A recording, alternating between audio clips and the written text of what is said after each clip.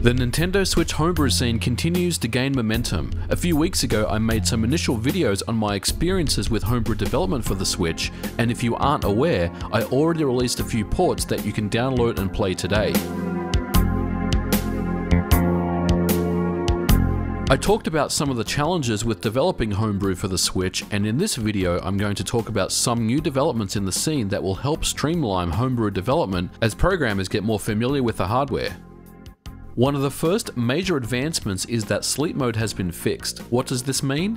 With the original RCM hack and payload, there is an underlying issue with sleep mode. When the Nintendo Switch goes into sleep mode, or you press the power button, it's not possible to recover from sleep mode. In other words, you would need to rejig the device into RCM and re-inject the payload and load back into the homebrew launcher. As you can imagine, this gets very cumbersome very quickly. With the updated 1.2 version of the payload, this addresses the sleep issue. As you can see now, we can play homebrew just fine and put the Switch into sleep mode and then re-enable it without any issues. As you can appreciate, this is very helpful, especially for homebrew development, long coding and debugging sessions. The sleep mode fix, while awesome, is not perfect. When you get a fatal error or crash, you still have to hard restart the Switch, use the jig and put it back into RCM mode in order to launch the homebrew launcher. But there is another method that's going around now called the auto RCM method, and what this does, it writes a small piece of code to the boot partition of the Nintendo Switch and allows you to bypass the step of actually inserting the jig on the side Joy-Con slot as well as holding down power and the volume button. In other words, it automatically puts your Switch into RCM mode. So all you need to do is upload a payload from your USB device. The second really useful tool is an FTP server program known as FTPD. This is pretty self-explanatory and allows for the easy transfer of files from your development PC over to the Nintendo Switch for testing. In order to determine your IP address, simply go into the Switch's system settings and make a note of the IP address in the network configuration, and then launch the FTPD program and connect to it from your FTP client. And once logged in, you will have access to the SD card where your homebrew lives on. Right now, however, there is a bug where you can't transfer files from the SD card, so in order to do this, you'll have to pull the SD card out of your Nintendo Switch and connect it up to a card reader on a PC and do it that way. So let's talk emulation. Both Yuzu and Ryu Jinx are Nintendo Switch emulators that are very early in development. For me, Ryu Jinx seems to be the more compatible with the stuff that I've been working on, and it even supports sound. With this latest nightly build of Ryu Jinx I downloaded recently, it plays my homebrew at almost full speed. Using an emulator like this is an important part of your development workflow, especially when you're trying to fix or debug problems in your code. So let's do something cool. How about I show you how I port software to the Nintendo Switch? And let's go ahead and take Doom, or I should say Chocolate Doom, which is the version of Doom that's a vanilla standard of Doom that really has no bells and whistles at all, and port it over to the Nintendo Switch. You want to see how it's done? Let's check it out. To illustrate how streamlined the development process is for the Nintendo Switch, let's port some new software together. This time I'm going to show you how I ported Doom, or specifically Chocolate Doom, to the Nintendo Switch. Now the first thing we need to do is download DevKit Pro. This is the Homebrew Software Development Kit, or SDK. So let's go ahead and install it. Once DevKit Pro is installed, typing in msys will bring up the Unix-based terminal where we'll be doing the majority of our work. Next, we clone and pull down a copy of the Chocolate Doom source code from the GitHub page, and as you can see, we have a local copy. I created a folder called YouTube just to illustrate in this video, and we cloned the Chocolate Doom source code into that folder. By switching to the Chocolate Doom and then the src subfolder, we'll reveal the source code we are interested in compiling up for the Nintendo Switch. Incidentally, Chocolate Doom allows you to build executables to play Doom 1 and 2, Hexen, Heretic, and Strife. Okay, so now we have all these files here. So how do we build the source code? Now we know the source code lives in a folder called source.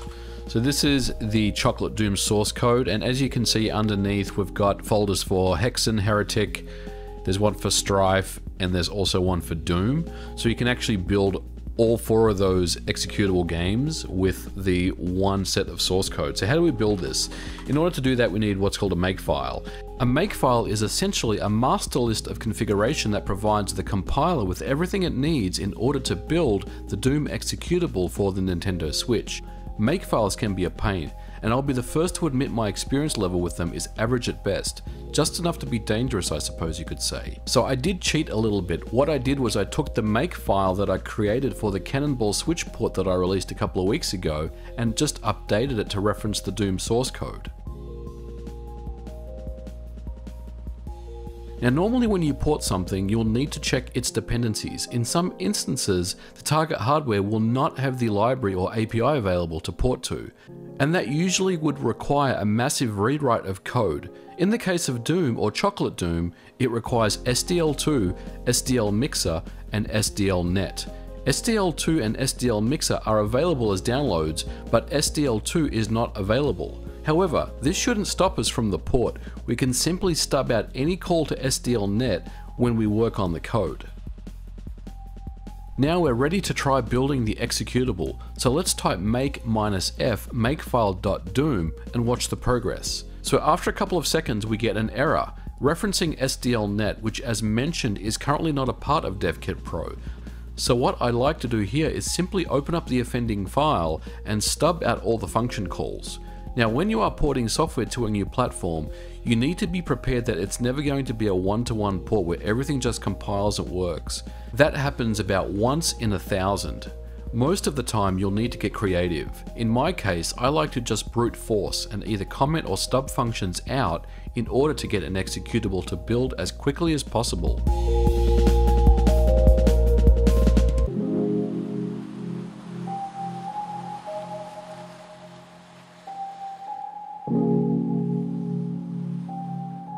I quickly fix this error and recompile the code.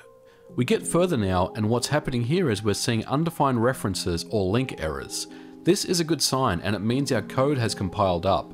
Link errors are functions that are being called by a piece of code that don't actually exist, and they are normally the last part of compiling an executable. Once you get past this step, you have a file that you can run on the target hardware. So I take the time to work through and resolve all the link errors that I have, knowing that we're close to having an executable that we can test.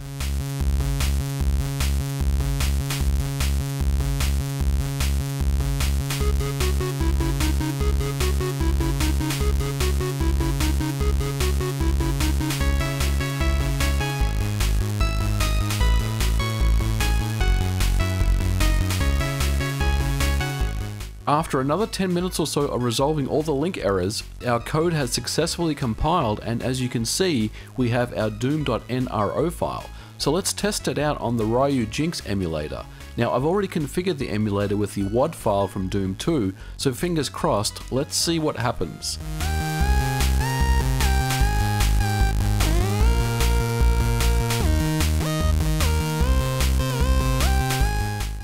So as you can see, a big bunch of nothing, but I do have an idea about what the issue may be, so let's go ahead and take a look. When I ran this program, it did start to have a frame counter here, which tells me that it tried to create a SDL window, but then it died. So let's maybe take a look at the SDL rendering code and see what's going on there. That would be the first thing that I would look at. Now, the reason why I thought about the rendering code is because currently libnx only supports software-based rendering. So if the code is trying to default to a hardware type renderer, it's more than likely going to throw an error and exit out of the program. So I'm going to force this code to utilize the software renderer for the Nintendo Switch, and let's go ahead and see how that works.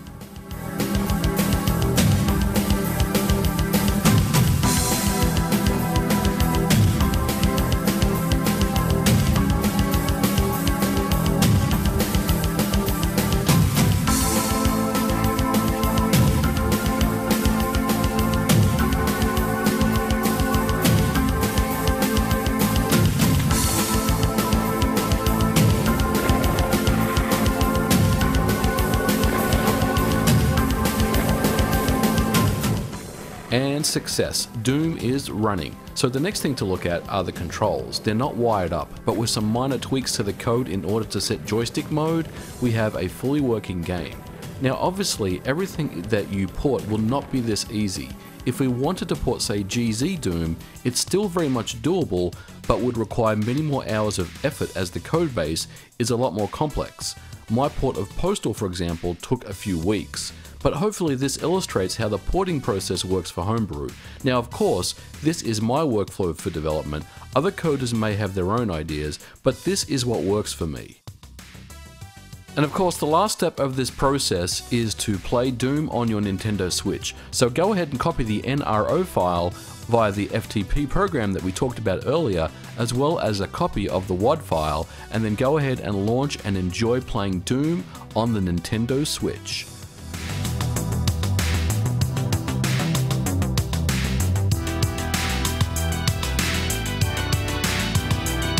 Well guys, what did you think of the quick port of Chocolate Doom to the Nintendo Switch? Now obviously there were a lot of edits that I made when I did the port, but all said and done, it took me about 45 minutes from start to finish, and I'm not kidding, it was a very quick and easy process in order to get Chocolate Doom to run on the Nintendo Switch. So I did do a lot of edits, fast edits, just to keep the video flowing. So guys, I hope you enjoyed it. This was a little different than what I normally do, but I have gotten quite a few requests from people saying, we want to see how you port software. I want to see more ports that you make to different systems. So I thought I would show you guys what's involved in the process of porting something over to some target hardware like the Nintendo Switch. So guys, I hope you enjoyed this video. Let me know in the comments below if you have any questions about this video or anything else. And as always, don't forget to like and subscribe, and I'll catch you guys in the next video. Bye for now.